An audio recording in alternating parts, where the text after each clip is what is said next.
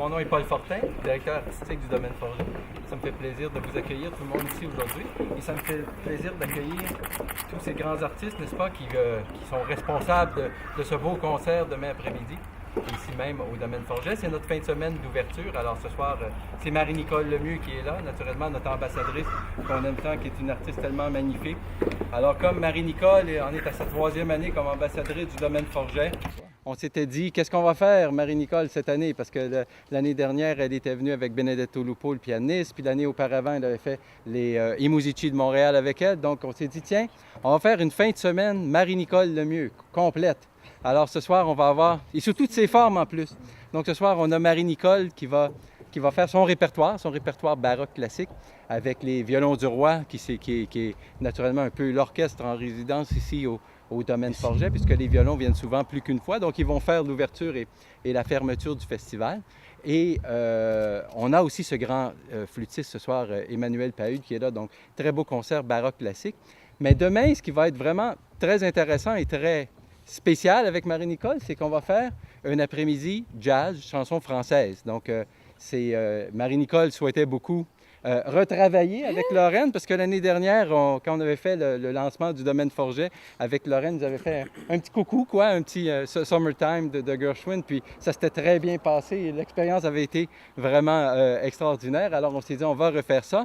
Mais en plus, comme Marie-Nicole, cette année, a enregistré cette œuvre magnifique de Michel Tremblay et André Gagnon, Les lettres de Madame Roy à sa fille Gabrielle. C'est tout un titre quand même. Hein? Ça, c'est le monsieur qui tenait, puis c'est très beau d'ailleurs. C'est beau, hein? C'est beau. C'est magnifique. C'est magnifique. Ouais. Une œuvre magnifique. Donc, demain, Marie-Nicole va interpréter cette œuvre-là en dernière partie. C'est notre concert dégustation, comme on fait depuis quelques années, donc un concert en 3 parties. En première partie, il va y avoir Lorraine avec Yannick Rieu, excellent saxophoniste jazz ici montréalais. Donc, on va faire une première partie tout jazz, mais avec le thème de la musique française toujours, de la chanson française, parce que Yannick a ce beau projet depuis plusieurs années de allier chanson française et jazz. Après ça, on va dans le foyer, puis on va déguster les produits du terroir de Charlevoix, parce que c'est notre concert dégustation, puis on veut toujours mettre ces produits-là à l'honneur. En deuxième partie, on revient avec Lorraine toujours. Lorraine, là, elle va faire tout le concert demain, je vais vous dire, ça va être quelque chose. Là, Alors, Lorraine va revenir en deuxième partie, toute seule au début, puis après ça, Marie-Nicole va joindre à elle. On va faire des Kurzweil, des Gershwin, donc on va faire plus jazz, chanson française aussi. Et dans la dernière partie, Lorraine avec Marie-Nicole vont interpréter cette très belle œuvre de Michel et André. Et puis, ça va être la première fois que cette œuvre-là va être faite avec piano, puisque le disque, naturellement, était avec orchestre. C'est très, très beau avec orchestre. Je ne sais pas si vous avez entendu le disque, mais c'est vraiment de toute beauté. Mais vous allez voir qu'avec piano, là, c'est vraiment quelque chose de spécial. C'est vraiment quelque chose de magnifique. J'ai entendu la répétition hier, puis c'est toujours aussi touchant. C'est une œuvre vraiment très, très belle. Alors, d'entrée de jeu, on fait ça aujourd'hui très convivial. D'entrée de jeu, je vais demander à Michel et André de nous décrire un peu comment est venu ce projet, comment est venue l'idée. Et après, vous pourrez poser des questions à Michel, André, Lorraine, Yannick, n'est-ce pas, sur le concert de demain, sur eux-mêmes, qu'est-ce qu'ils font de bon ces temps-ci. Alors, je vous laisse la parole, Michel et André, vous nous expliquez un peu comment c'est venu ce projet-là, en fait. Bien, suite au succès oui, disons-le, au succès de Nelligan, Ah oui? il y a 20 ans. Et on avait, moi en tout cas, puis Michel aussi, on avait envie de retravailler ensemble. Et c'est une idée, vraiment une toute petite idée qui m'est venue. Et j'en ai parlé à Michel qui, tout de suite, enchaîné. Bien, oui, on cherchait un sujet depuis 20 ans, donc, mais un trouvait un sujet qui intéressait moins l'autre, l'autre trouvait un sujet qui intéressait moins le premier. Et comme je disais souvent, il faut que le librettiste ait aussi de la viande. C'est sûr que c'est plus l'œuvre d'un compositeur que l'œuvre de son librettiste, un opéra ou quoi que ce soit. On n'avait pas trouvé de sujet. Et si ça c'est un opéra ou une œuvre plus courte. Mais je disais qu'il faut que le librettiste ait de la viande, lui aussi. Il faut qu'il y ait du fun, il faut qu'il y ait de l'intérêt, il faut que ce soit un sujet qui l'intéresse. Alors, on a cherché longtemps.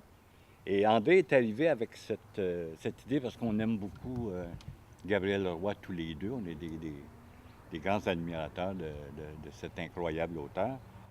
Et il me dit à un moment donné, si quand Gabriel Leroy est parti, les 2 fois qu'il est parti en Europe, sa mère devait s'ennuyer. Si on imaginait une correspondance entre les deux, je dis, ah oui, quelle belle idée. Je venais juste de lire, en plus, Ces enfants de ma vie, qui est un de mes livres favoris.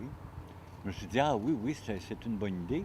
Et comme André est ami avec Jacques Lacombe, ils se sont rencontrés, je pense, par hasard, je ne sais pas trop comment.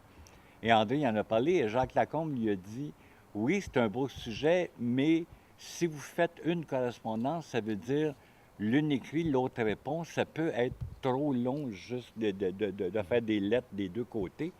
Alors, quand on s'est revus, après, il m'a dit ça, j'ai dit oui, effectivement, ça peut être, bon, ça peut être 15-20 lettres à ce moment-là, si les 2 se répondent. Alors, on a décidé de choisir un côté.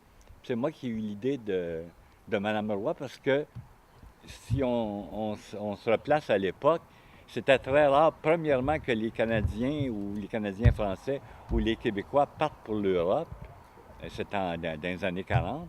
Et c'est encore plus rare qu'une femme seule de 20 ans parte du Manitoba pour s'en aller à Montréal, pour s'en aller à New York, pour s'en aller à Paris après. C'était très rare qu'une femme seule de 20 ans, dans les années 40, s'en aille en Europe. Je trouvais ça intéressant, mais ce que je trouvais intéressant, c'était l'ennui de cette mère qui voit sa fille partir, une fille, même pas un fils, là. Les fils, bon, ils étaient allés à la guerre, ou bon. Mais de voir sa fille partir et l'ennui de cette femme qui reste au Manitoba, qui reste là, et qui essaie d'imaginer ce que sa fille devient en Europe. Alors, j'en ai parlé à André, il a dit oui, commence des choses. Alors, j'en ai écrit 8-9, je pense. Puis de ces 8-9 lettres-là, il y en a 4, je pense, qui sont restés, puis les autres, c'est André qui a fait la musique sur laquelle j'ai mis des paroles. Et cette tristesse que Mme Roy avait à chaque fois qu'elle partait pour l'Europe, Marie-Nicole n'arrêtait pas pendant qu'on travaillait ensemble. Elle me ramenait très souvent. Moi aussi, je dois quitter ma mère à tout moment. Et finalement, je trouvais que c'était tellement beau, c'était tellement extraordinairement beau. Et Michel a écrit spontanément, d'ailleurs, des lettres que n'importe qui aurait aimé recevoir. C'est vraiment les lettres d'une mère à sa fille, avant d'être des... Oui. Et naturellement, au début, ça a été écrit avec orchestre, et là, après ça, là, il a fallu travailler ça avec piano. Alors, comment ça s'est fait, André, là, comme ça, ce travail-là? Lorraine, dites-nous ça un peu, comment vous avez travaillé ça? Réponds. Je réponds. Oui. Ça m'attendait. Ça a été très agréable parce que j'ai été séduite, d'ailleurs. Quand ma première écoute, ça a été avec l'orchestre. La musique, j'ai trouvé ça formidable. Les orchestrations, Marie-Nicole, les paroles, tout était magnifique. Même, je disais très récemment, à chaque fois que je l'écoute, je suis toujours émue encore. C'est tellement poignant comme œuvre. Et puis là, de revenir à la source, parce que ça a été écrit, André l'a écrit au piano. Ensuite, ça a été orchestré. Mais là, j'ai l'impression de faire un retour sur la source, sur la création, le pur jet de base. Et évidemment, dans le respect du compositeur, dans tous les sens du mot, en ce qui concerne le texte. Alors, c'est une musique écrite par André, qui d'ailleurs était... Quand j'étais toute jeune, était mon idole, parce que je lui dis toujours... Tu l'es plus? Parce que je tu l'es plus. Tu l'es plus, Et qu'il l'est encore, parce que j'ai joué tous ces morceaux, les belles mélodies et tout. Alors, de me replonger d'une façon... Mais là, en plus, de pas seulement faire ça chez moi toute seule, là, je joue les pièces d'André Gagnon. Alors là, c'est de travailler avec André, c'était vraiment comme quelque chose de unique. Des moments assez uniques. Dans une vie là, qui arrive rare, des moments rares, ça a été très, très plaisant. Et puis ensuite, de travailler avec Marie-Nicole et de redonner une couleur de duo avec cette pièce-là. On réserve la surprise. On a travaillé ensemble dans les 2 ou 3 dernières semaines.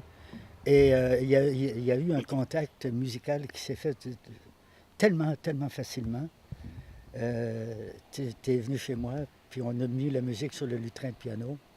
Puis tu as commencé à jouer. Puis ça a été un beau moment, je vous le jure. Ça a été un beau moment. On n'est pas là pour dire que nos choses sont belles, mais quand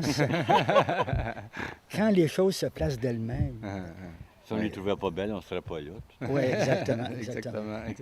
Et ce qui rend en plus cette fin de semaine spéciale, c'est que Gabrielle Leroy, quand elle est revenue d'Europe, naturellement, elle s'est installée à Québec, mais elle a aussi eu sa maison d'été juste ici à Petite-Rivière-Saint-François. Donc c'est comme un retour de Gabrielle Leroy dans ses terres, si on veut, un peu comme ça. Donc c'est vraiment, ça fait vraiment, ça fait une fin de semaine magnifique. Puis en plus de ça, bien là, Yannick se joint à nous, puis tout ça, puis on va avoir aussi le jazz de la chanson française. Donc, je pense qu'on va avoir demain un très, très beau concert, et puis pour tous les gens qui seront là. Je ne sais pas si vous avez des questions qui vous viennent comme ça. Bien, moi, j'en ai une dans le sens que j'aimerais ça savoir maintenant, là, quel sera le répertoire de ce... Est-ce que vous jouez sur la surprise ou on peut dire n'importe quoi? Le répertoire, vous voulez dire? Le répertoire, oui, on peut certainement. Alors, le répertoire, oui. Oui, vas-y. Ben, oui, on joue sur la surprise, mais on va vous dire tout ce qu'on va jouer demain. OK. Quand même. Parce que le jazz, il y a toujours des surprises, on improvise. Donc, à la base, il n'y aura pas de surprise parce qu'on va jouer du Barbara, on va jouer... Michel Legrand, peut-être? Du Pierre. En fait, Marguerite Monod. Oui. La vie en rose, l'hymne à l'amour. Charlebois, même. Charlebois. Parce qu'à l'origine, bon, ce projet, à l'origine, j'avais dans la tête de faire de la musique française. Puis là, maintenant, c'est francophone. Ça élargit un peu les choses. Ouais. Moi, qu'il y avait un énorme répertoire, évidemment, pour la musique française. C'est des milliers de chansons. Le problème, c'était de choisir qu'est-ce que j'allais jouer. Et j'ai été... À l'origine du projet, je suis parti d'un concept un peu égoïste.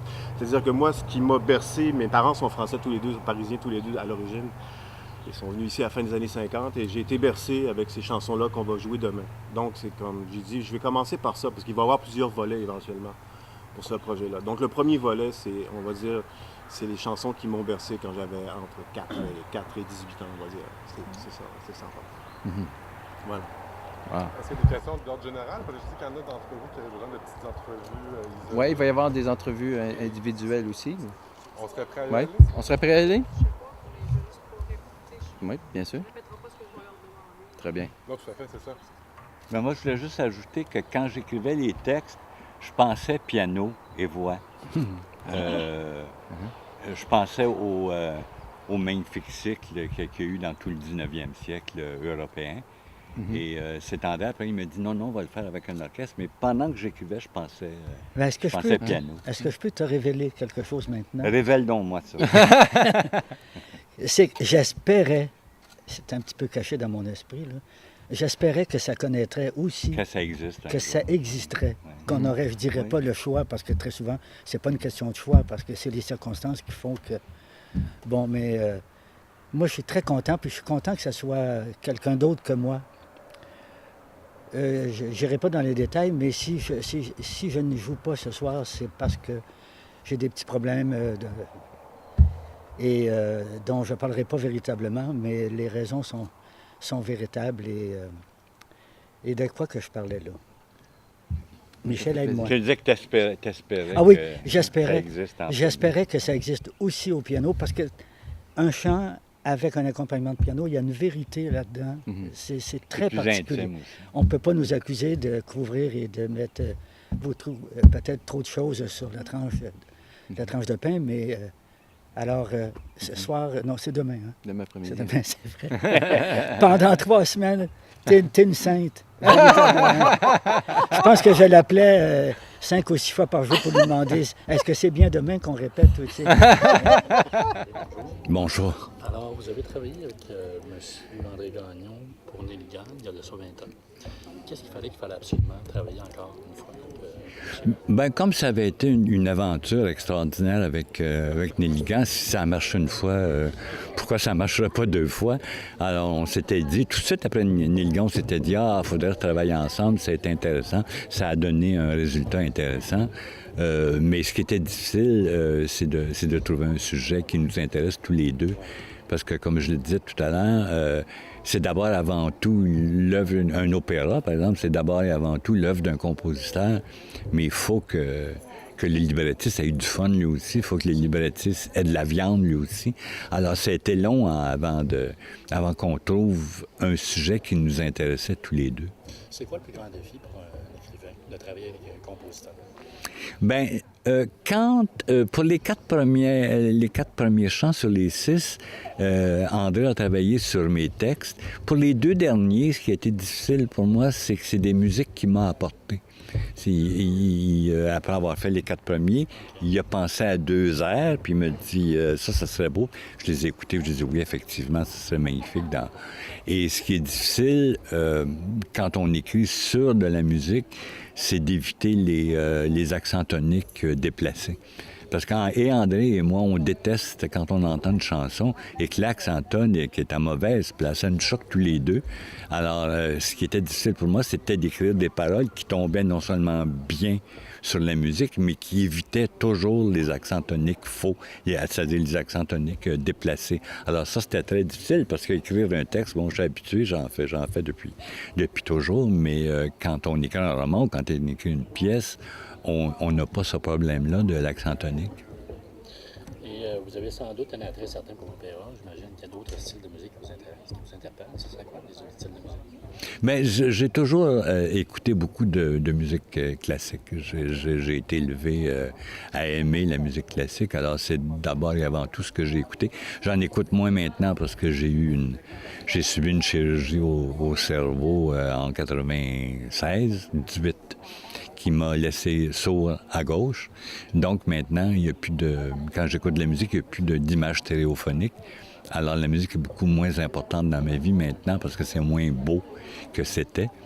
Mais ce que je fais, c'est que maintenant, la musique que j'écoute, je la regarde. C'est-à-dire que j'aime beaucoup la musique sur support DVD. Je regarde beaucoup d'opéras qui viennent de partout dans le monde sur support DVD parce que j'ai la production, au moins, j'ai quelque chose à regarder. J'ai pas juste...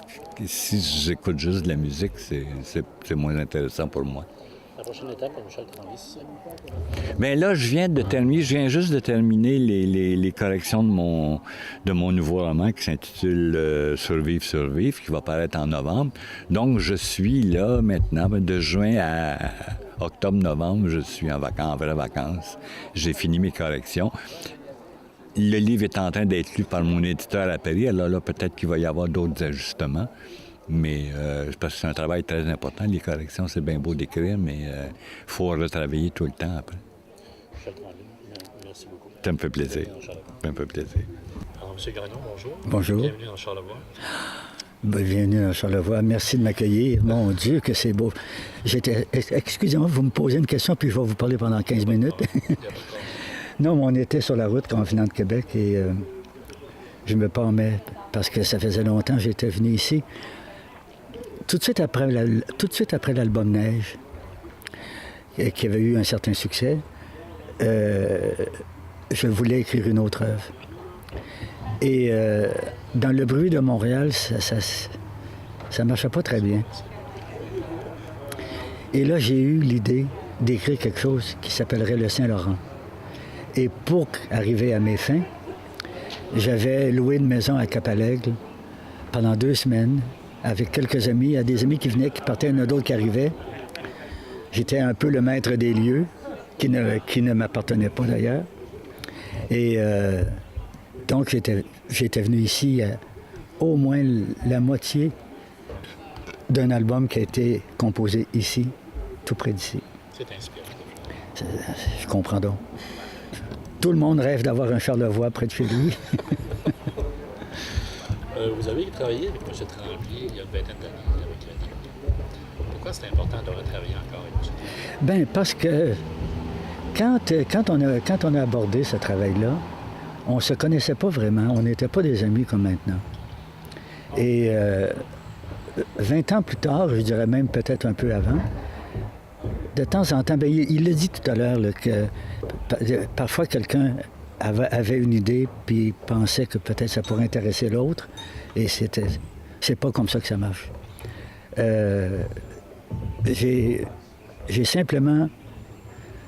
J'ai pas forcé le destin, mais je me suis dit, il me semble qu'il y a quelque chose qui devrait arriver, et c'est arrivé.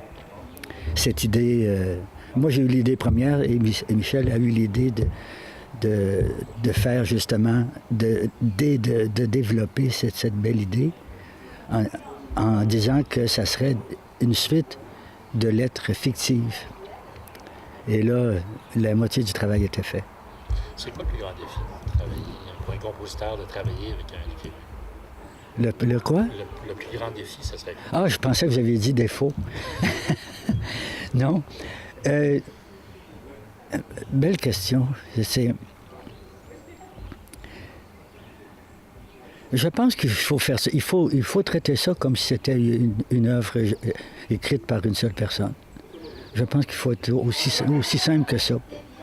Mais il faut le connaître un petit peu aussi pour arriver à l'inspirer par la musique. Il faut quoi? Il faut quoi? Il faut le connaître un petit peu. Connaître un peu quoi? Ouais, connaître un peu Michel Tremblay. Ah ben oui, il faut connaître Michel Tremblay, puis il faut surtout connaître le sujet de nos pensées. Ouais. Parce que cette idée-là, c'est bien beau, une belle idée.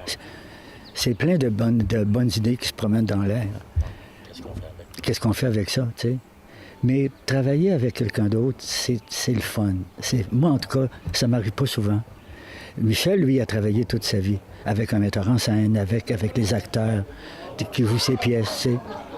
Alors que moi, j'ai toujours été tout seul au piano. Bien, je devrais pas dire ça parce que j'ai travaillé avec des musiciens quand même, tu sais, qui m'ont aidé, puis qui m'ont aimé, puis qui vont... Mais c'est un défi, mais c'est en même temps un carnet d'assurance. Michel connaît tellement son travail. Et moi, je pourrais me vanter de connaître aussi un peu, pas mal, beaucoup ce que j'ai fait jusqu'à maintenant. Et alors,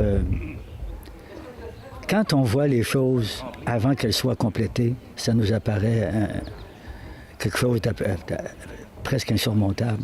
Mais quand on commence à composer, les choses se placent. Tout ça. Et il faut savoir les reconnaître. Il ne faut pas forcer les choses. Il faut se mettre dans le mode composition. En ce moment-là, je me bats avec la page blanche un peu. Parce que je suis en train d'écrire peut-être un album, un dernier album. Peut-être. Et je laisse les choses... Composer, pour moi, ça ne veut pas dire être assis au piano tout le temps, loin de là.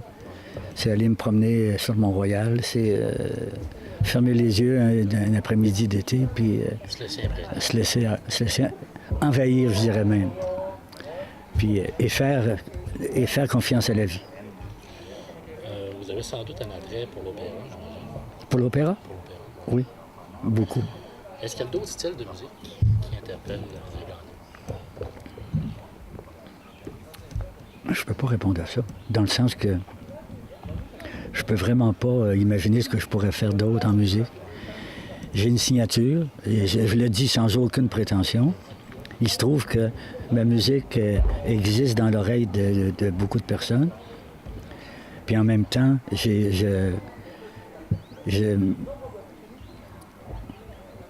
ben c'est comme je viens de dire, il faut vraiment se dire... Qu'est-ce que j'écrirais bien? C'est pas ça que je fais du tout. Vous me disiez votre travail, encore une fois. Quel est votre travail? OK. Ah, OK. Ouais, j'imagine. J'imagine tant mieux pour vous et tant mieux pour nous, hein? Bien, vous devez savoir que un bel après-midi d'été, il peut arriver juste le commencement de quelque chose qui va nous garantir que peut-être qu'il y a quelque chose peut-être qu'il y aurait quelque chose qui sortira de là. Et là, en ce moment, vous travaillez sur possiblement un nouvel album. Il faut pas trop s'en vanter. Ça peut ressembler à quoi? Est-ce que ça ressemble un peu à ce qu'on a connu d'André? Ben, je peux pas faire semblant d'être quelqu'un d'autre, là. Mais par contre, mon sonorisateur, quelques musiciens m'ont dit qu'il y avait quand même une signature un peu différente cette fois, tout en restant là. Est-ce que c'est la maturité qui peut faire ça? La maturité? J'ai-tu l'air de quelqu'un qui est mature? Mais c'est... Je sais pas.